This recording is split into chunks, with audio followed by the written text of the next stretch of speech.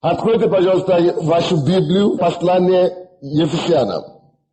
Послание Ефесянам, 4 глава, 17 по 24 стихи. Я не знаю, у нас чудесное помазание исцеления на этом месте сегодня. Бог продолжает исцелять. Бог исцеляет пальцы сегодня. Бог исцеляет, флатостоп или как называется. Да, Бог исцеляет у кого есть эта проблема. И другие вещи Бог продолжает делать. Просто отдыхайте в Его присутствии. Чудный Господь, аллилуйя. Well, Ефесянам 4:17 по 24 стихи. Поэтому я говорю и заклинаю Господом, чтобы вы более не поступали, как поступают прочие народы, по суетности ума своего, будучи послащены в разуме, отчуждены от жизни Божьей, по причине их невежества и ожесточения сердца их, они, дошедшие до бесчувствия, предались распутству, так что делают всякую нечистоту, ненасытимостью. Но вы не так познали Христа, потому что вы слышали о Нем, и вы в Нем учились, так что истина в Христе, в Иисусе.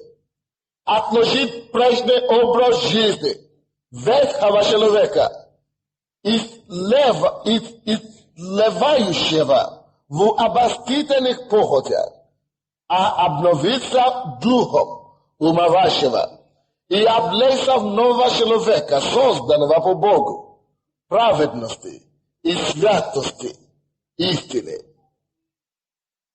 Дорогие мои, я хочу вам сказать сегодня, что есть разница между миром и церковью.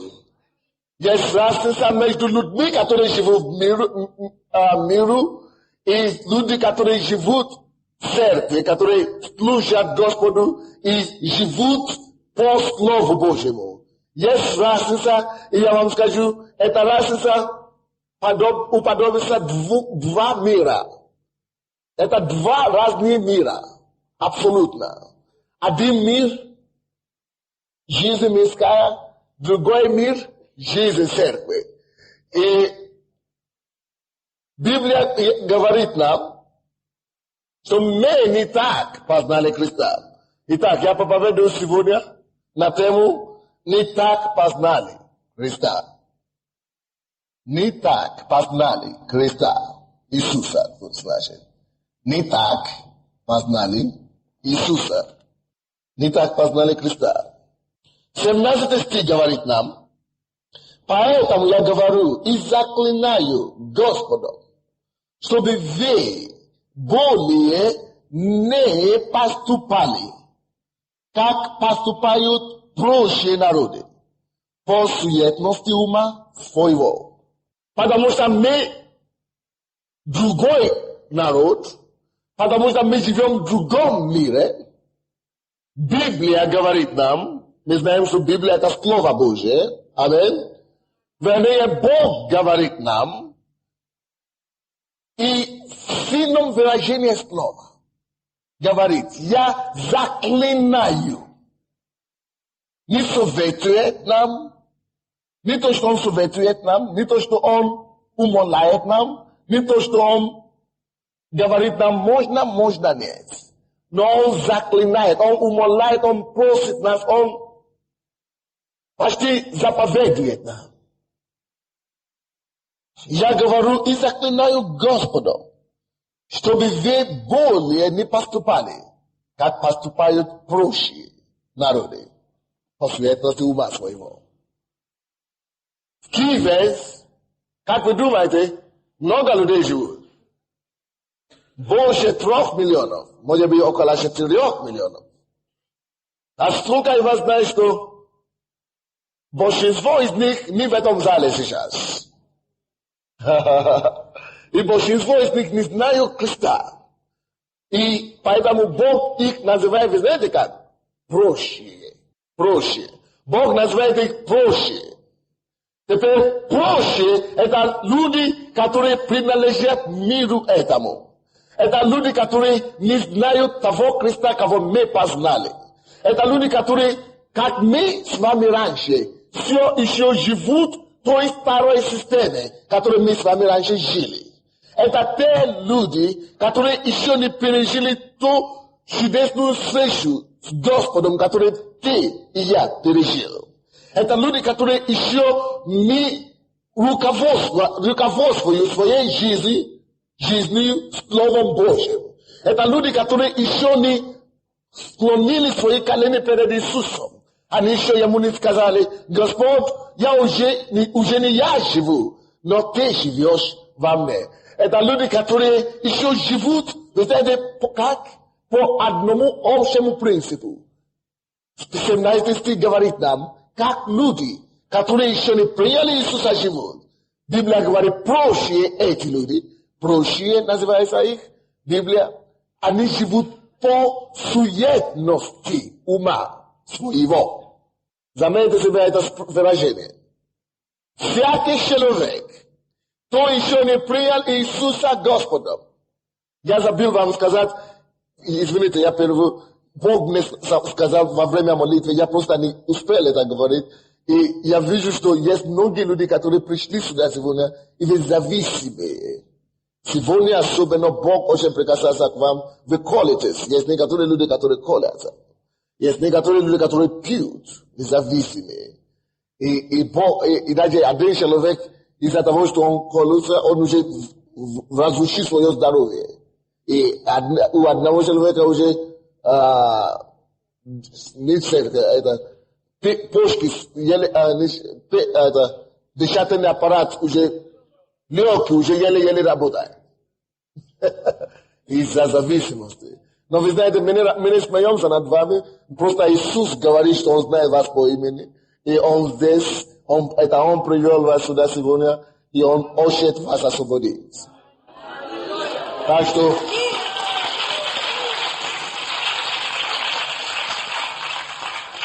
что в конце служения вы можете просто выйти в смирение и говорить: Господь, я готов, чтобы ты освободил меня. И Он это сделает. Вот мы говорим о том, что все прочие вне церкви, вне Слова Божьего, вне Христа, живут по одному принципу. Они живут по суетности ума. А кто стоит за суетностью ума, мы это знаем. Алло, вы слышите меня? Дело в том, что они думают, что они живут по суетности ума своего. Но на самом деле, за всякой суеты стоит дьявол. Вы слышите меня? За всякой суеты стоит дьявол. Это дьявол автор суеты. И суетность ума своего, почему Бог говорит, что это суетность ума каждого человека? Потому что рандеву или арсенал дьявольского сражения находится в уме человека. Это дьявол управляет, как бы дистанционным управлением умом. Людей неверующих. Это не осознают, даже не догадывают. Даже многие из них, будучи в руках сатаны крепко, говорят, они вообще отрицают сатаны, что его нету. Потому что дьявол-то уже ослепил. Потому что если они будут знать, что они уже будут бороться и драться от него. Даже когда они знают, что дьявол есть, они его не принимают всерьез. Вы видите, что дьявол делает? Чтобы человек мог надеяться на себя. Ты говоришь ему Бог, он говорит: нет, я сам свой Бог, я сам, я. Что это такое? Суетность ума. А что такое суетность ума? Это именно тот аппарат, тот дистанционное правление, которое дьявол использует, чтобы управлять человека, так, чтобы они не пошли за Богом, так, чтобы они думали, что они управляют самим себе, а на самом деле под управлением сатаны. Он говорит я. Он думает, мыслит. И говорит я мыслю, я. Ума зависит и полагается на своего ума. Это человек, люди, которые так поступают, это уже доказательство вам. Вам не надо откровения, чтобы познать таких людей. Они относятся к группе проще. Вы поняли? Это значит, эти люди крепко держатся за сатаною. За сатватьмой. Потому что Ефесянам 2 говорит нам, что есть князь, господствующего в воздухе, который правит этим миром через ума, через суетность ума. Аминь. И Бог говорит, что эти люди прочие, они имеют поступать схожи. Да, кто-то хуже, чем другого. Но в принципе, они поступают одинаково. Аминь. Есть способы, есть стили жизни, которые определены для этих прочих. Они обязательно, как правило, живут одинаково. Они живут, как они считают, им нужно жить. То есть нету кодекса для них, нету как бы слова Божьего, которое бы корректировало их. Они не живут по слову. Они могут быть религиозными, вы слышите меня? Но они не живут по слову. То, что делает человека прочим, или войти в число прочим, это не в какую церковь он ходит. Вы слышите? Это то, как он поступает. Живет ли он по слову или нет. Человек может быть религиозным. Ходил в церковь с утра до вечера. Но поступать точно такой же, как прочие поступают. Видите, какая разница? А что делают прочие? Галатам говорит там. 5 глава 19 стиха. 19 по 21 стиха. Они делают всякие. Даже в этом же месте, которое мы читали, Библия говорит нам, что как они поступают, они делают всякую нечистоту, ненасытимостью. Вы слышите, как проще поступают? Они делают всякую нечистоту, вы можете это найти в Ефесянам там, 4:19. Делают всякую нечистоту, ненасытимостью. Ты скажешь, нет, слава Богу, я никого не грабил, я никого не обманывал, я не колюсь, и я не пью, я нормальный человек, никого не обижаю. Но для того, что в каждом из этих неверующих есть своего рода нечистота, которой они занимаются. Если не блуд, может прелюбодеяние, если не прелюбодеяние, значит курение, если не курение, значит плохое сквернословие, если не сквернословие, значит водка, если не водка, значит сприса, если не сприса, значит просто плохие мысли в голове. Есть разные вещи, которые эти делают, потому что они не во Христе Иисусе, потому что они не освобождены от мира сего. И когда они это делают, они делают всякую нечистоту, ненасытимость. Это доказательство, что они живут по суетности ума. И они гонятся за деньгами, и все. По суетности ума. Ум толкает их. Дьявол толкает их через ум. Поэтому Павел говорит нам в 17 стихе, что поэтому я говорю и заклинаю Господом, чтобы вы более не поступали, как поступают прочие.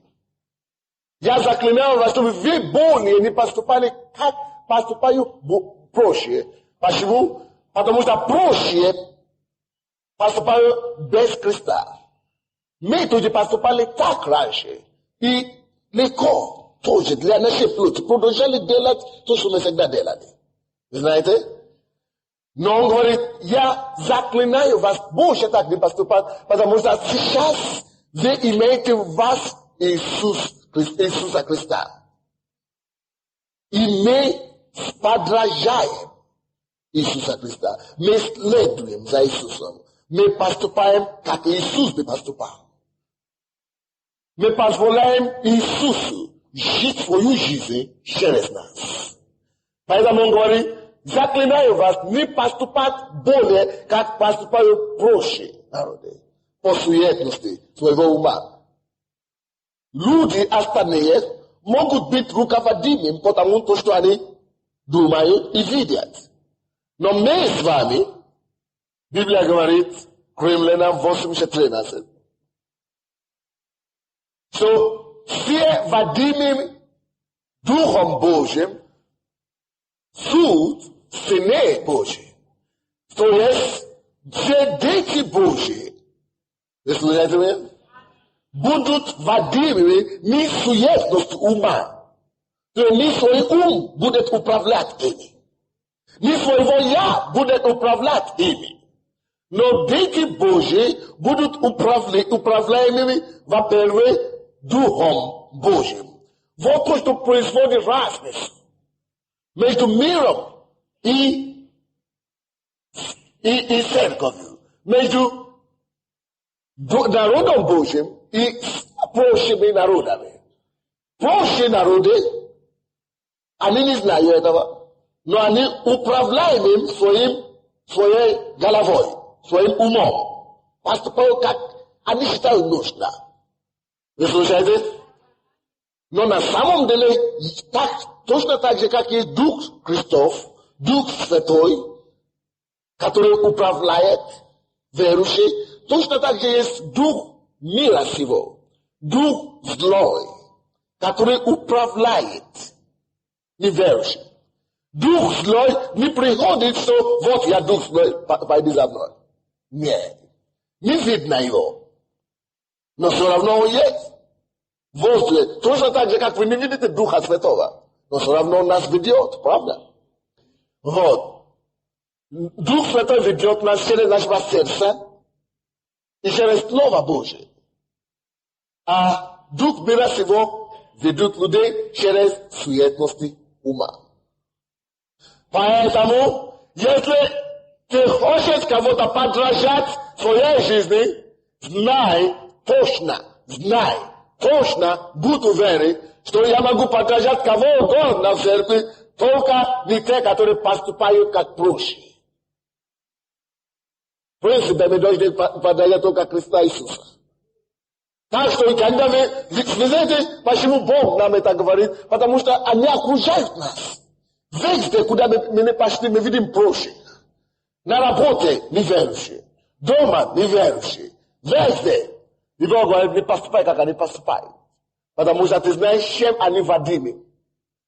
Кто управляет им? Суетность ума. Ты не поступай, как они. Не поступайте, как они. Они водимы суетностью ума, мы водимы Духом Святым. Еще одно очень интересный факт, то, что говорит Павел, 20 стих. Я бы хотел остановиться на этом. Здесь Библия говорит нам, давайте начнем 19 стиха, 19-20 стих, Ефесянам 4. Они, дошедшие до бесчувствия, предались распутству, так что делают всякую нечистоту, ненасытимостью. Но вы слушаете меня? Но вы, не другие люди, видите, какая разница? Но вы не так познали Христа. Следовательно, мы должны жить, как мы познали Христа. Они живут, как они хотят, по суетности ума, делают всякие нечистоту, несытимостью, но вы не так познали Христа. Это второй способ, как мы будем водимым. Верующий человек должен жить и быть водимым по тому, как Иисус жил. Потому как вы познали Христа. То, что мы познаем Христа, по мере того, как мы познаем Его, по той мере Его жизнь должен стать нашей жизнью. Вы не так познали Христа. По-английски мне нравится перевод, который там лучше. Там в один перевод, который у меня есть, вы не так познали Христа, переводится как вы не так учились быть как Христос.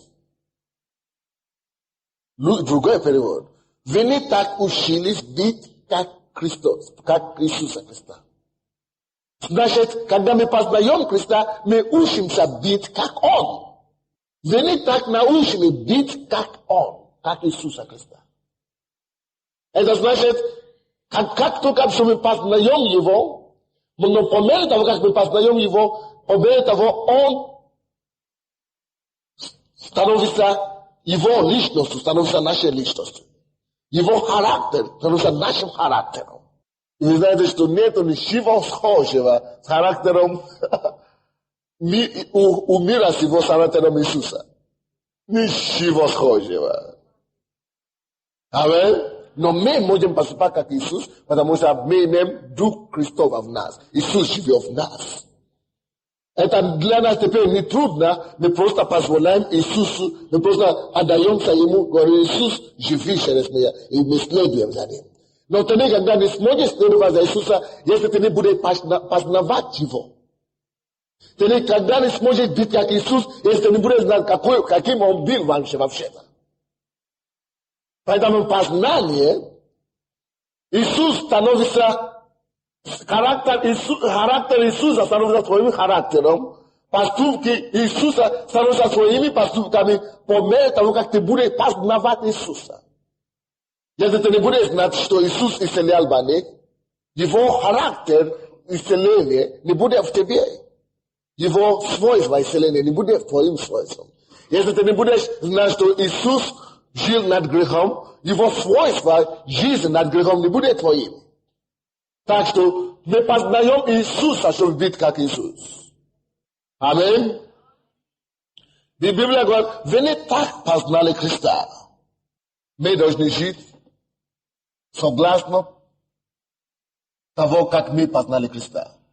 Согласно тому, как Иисус сам жил. Аминь. И дальше говорит, отложить прежний образ жизни ветхого человека, истлевающего и обостительной похоти, и обновляться духом ума вашего, и облечься в нового человека, созданного по Богу, в праведности и святости истины. Наш новый человек, мы жили как остальные люди, мы имели ветхий человек.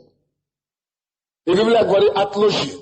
Мой учитель по украинскому языку и по-русски мне говорит, что отложить это не может быть точный перевод. Потому что на украинском лучше перевод. Там как будто откладывать, по-моему. А? Выкладывать. Значит, отложить вроде бы обозначает положить на время и вернись к нему потом. Теперь вы познали Христа, правда? Иисус Христос должен жить в вас и обладать силой. Он обладает эту силу, но позволить Ему, вы должны были позволять Иисуса жить через вас Его жизнью. А Его жизнь порабощает. Жизнь Христа унижает. Жизнь Христа разрушает ветхого человека. Я повторяю еще раз. В каждом из нас живет Иисус Христос. Хочешь ли ты это? Не хочешь? Если ты уже принял Его, покаялся, хочешь слышать, нет, Он живет в тебе, в твоем сердце. И Он не только внутри тебя, Он возле тебя. Он здесь. Если ты хочешь противостоять твоего ветхого человека, всякий раз, когда твой ветхий человек, эта борьба происходит, восстает против тебя, просто останется, говорит, Иисус, все, ты живешь во мне, ты возле меня, прояви себя. выключить себя, своего «я», отбросить в сторону, и постоянно мы должны это делать. Позволять Иисуса жить через нас. Тогда мир наполняет вашу сердце, вашу жизнь. Только Иисус может противостоять ветхому человеку. Не забудьте это. Я повторяю еще раз. Только Иисус в вас может помочь вам преодолеть ветхого человека. Поэтому Иисус, Бог говорит нам, вы познали Христа. Мы познали их не так. Значит, когда я был во плоти, я жил в ветхом человеке, я не знал Христа так. Поэтому я делал эти вещи. Но теперь я познал Христа. А я его познал не так. Я нигде не считал, что Иисус Христос делал те вещи, которые я делал.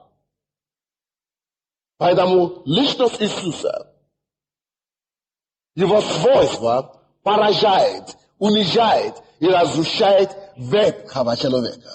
Выключи себя, потому что если ты будешь думать о себе, суетность ума подойдет к тебе. И начнешь через свой ум сказать тебе, о, ты такой слабый, ты такой, через ум. Вы слушаете? А кто живет по суетности ума, то проще. А мы живем по Духу Святому, мы живем во Христе Иисусе. Мы просто живем во Христе Иисусе. Хорошо, мы уже это выяснили. Теперь, также посмотрите 18 стих. Очень интересно.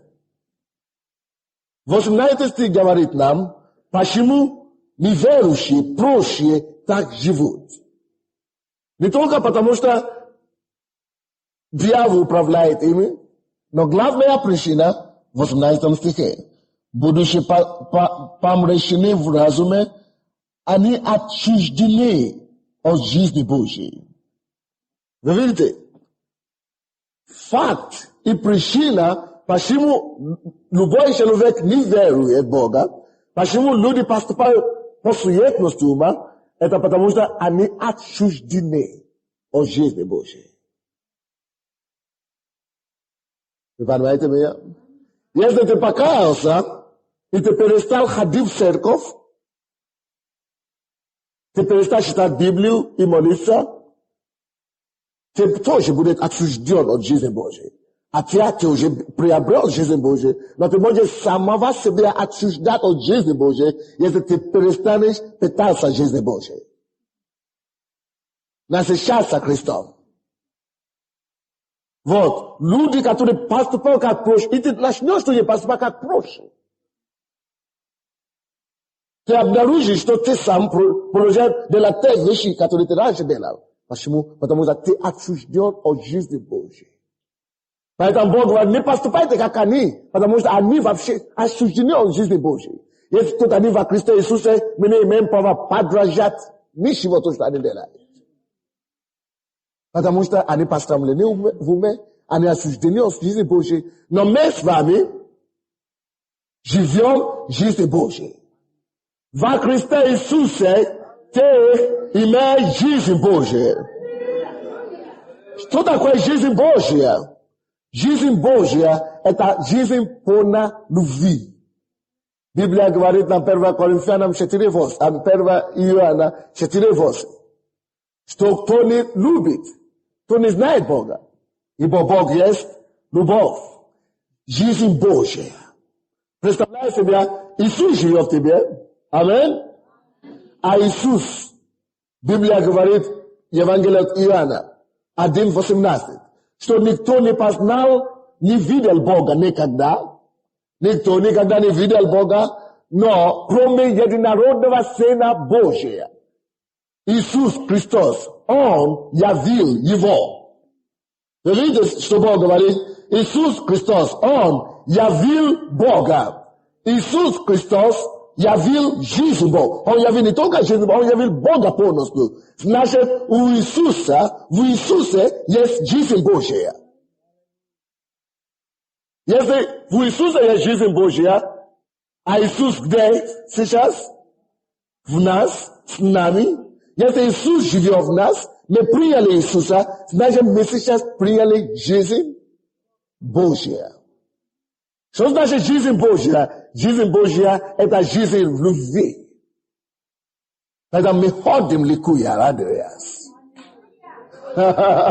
Мы идем, ликуя, и танцуя. Есть такая песня. Мы идем, ликуя, и танцуя, потому что мы имеем жизнь Божья. Иногда нам надо репетировать это. Я это делал, наверное, десятки раз в день, в сутки. Я представляю себе Иисуса, который во мне. Я знаю все то, что Иисус есть. Это жизнь Божья, Бог со мной. Я не могу оторваться от Него. Тогда я чувствую помазание Его сильнее, чем когда-то. Аминь. Жизнь Божья есть жизнь любви. Жизнь Божья есть жизнь силы. Знамения и чудеса. 1 Коринфянам 4:20 говорит нам, ибо Царство Божие не только в слове, а и в силе. Жизнь Божья есть жизнь в силе. Жизнь Божья есть жизнь сострадания людям. И жизнь спасения, провозглашения. От Матфея, Евангелие от Матфея, 9 глава, 36-38 говорит нам, что Иисус взглянул, смотрел на толпы народа. И Он жалился над ними. Все то, что Иисус делал, показывал нам и Бога. Явил жизнь Бога. Это сострадание. Жизнь Бога – это сострадание. И мы живем в жизни Божьей. Аминь. Это значит, наша жизнь должна быть полна сострадания. Наша жизнь должна быть полна любви к людям. Наша жизнь должна быть полна полезности всякой. Наша жизнь должна быть полна силы Божьей. Я просто иногда стою, я опустошаю себя, своего я. Я опустошаю Sunday, я убрасываю Sunday, я наполняю просто силой Божьей. Я говорю, Иисус, Ты во мне наполни меня. Просто наполняй меня. Я бросаю меня, я понимаю жизнь, потому что я соединен своей жизнью. Я ищу реальность своей жизни, реальность твоей любви. Жизнь полная любви, жизнь полная победы, жизнь полная благости Божьей, жизнь полная сострадания к людям, жизнь полная помазания Духа Святого, жизнь полная любви к погибшим, желание спасать их. Аминь. Это есть жизнь Божья. Это лучшая жизнь. Это называется Зоя. И это жизнь, которая не заканчивает моя жизнь. Жизнь Божья приносит веру Божью. И Библия говорит, эти люди прочие, не поступайте как прочие, которые отчуждены от жизни Божьей. Вы понимаете меня сегодня? Потому что мы не так познали Христа. Если ты познал Христа, ты познал жизнь Божью. И цель твоей жизни должен быть так, чтобы жизнь Божья стала своей жизнью. Чтобы ты проявлял людям, миру, жизнь Божью. И тебе не надо стараться это делать. Тебе просто надо позволить Христу Иисусу, Христа Иисуса, который живет в тебе, жить свою жизнь через тебя. Ты нуждаешься, чтобы проявить любовь. Ты говоришь, что я не могу любить. Ты просто позволяй жизнь Божью проявить его любовь через тебя.